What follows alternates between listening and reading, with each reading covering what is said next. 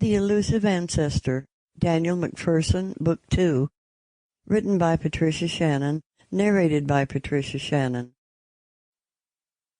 Chapter 1, May 1861, Rockingham County, Virginia. The inhabitants of the small farming community of Albertville, Virginia, in Rockingham County, were in a festive mood for a change. Word was going around that there would be horse racing in the field on the edge of town this afternoon.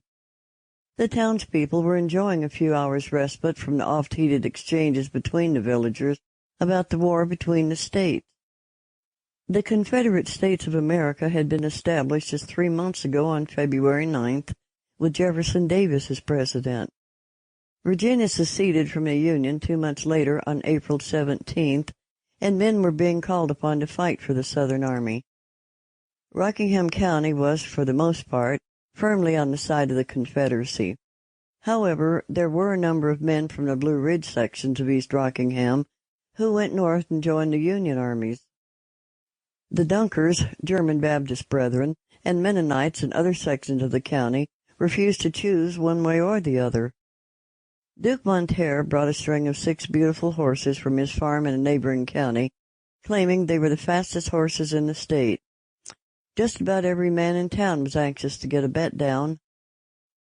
Monterre's horses might look good, but a pretty horse doesn't always mean a fast horse, and there was more than one man who thought that his own horses could beat the out-of-towners.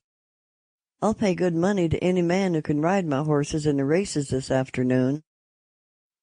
"Anyone know of a jockey I can hire?"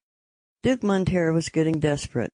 If he didn't find someone to ride his horses in the afternoon races, he would be out of pocket for the expense of the trip to Albertville.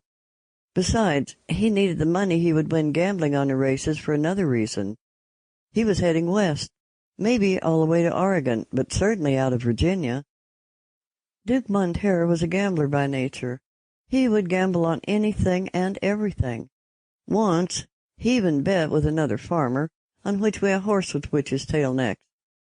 "If he switches it to the right, I win. If he switches it to the left, you win." The horse switched his tail to the right, and Monterre won. That time. Day before yesterday, he hadn't been so lucky. Monterre had been drinking and playing cards for most of the night. He was ahead and knew he should quit and go home when he was challenged to one last hand. Double or nothing, or are you a coward as well as a cheat? Monterre was highly offended that anyone would call him a cheat. Of course he was a cheat, but he was offended anyway.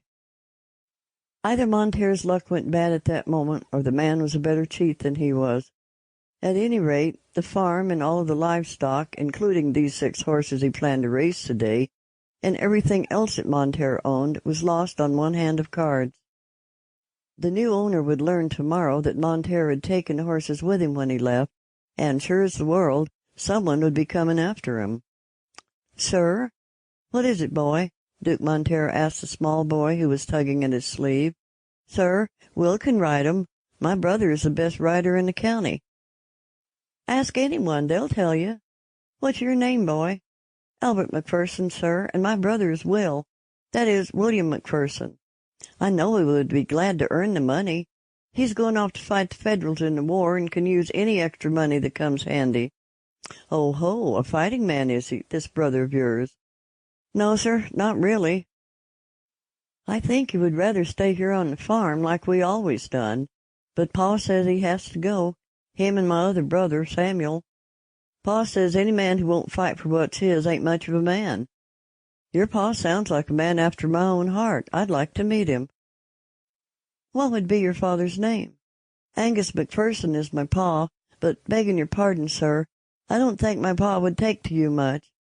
You see, he don't think very highly of lords and dukes and such. Says the main reason his grandpa left Scotland was to get away from bastards such as them. Tell you what, Albert, you go tell your father that I am not a duke. That really is my name. I don't know why Ma named me that, but she did. You tell him that, and we'll see how he feels about me then. Now, you go fetch your pa." "Well, he don't take much to being fetched either," Albert said with all seriousness. "Okay, then, just do this. Go fetch your brother. You said his name is Will? How does he take to being fetched?" Sample complete. Ready to continue?